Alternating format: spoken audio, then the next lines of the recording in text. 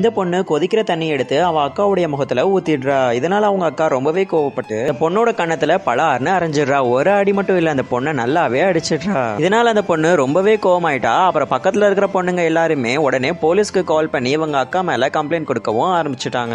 அதுக்கப்புறமா அந்த இடத்துக்கு போலீஸும் வந்துடுறாங்க. போலீஸும் இன்வெஸ்டிகேஷன் பண்ணும்போது ரெண்டு பக்கமே காயம் பட்டிருக்கிறதா கவனிக்கிறாங்க.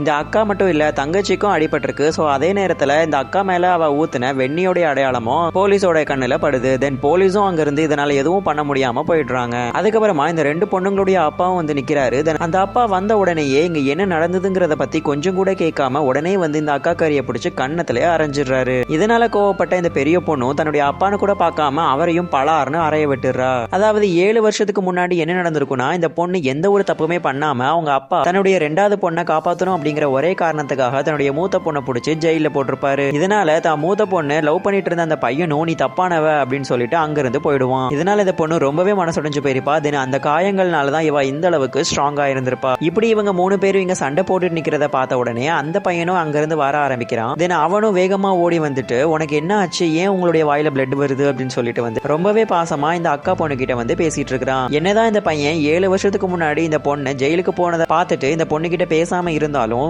7 வருஷம் ஆனாலும் இன்னும் அந்த பொண்ணு அவன் லவ் பண்ணிட்டு தான் இருக்கிறான்.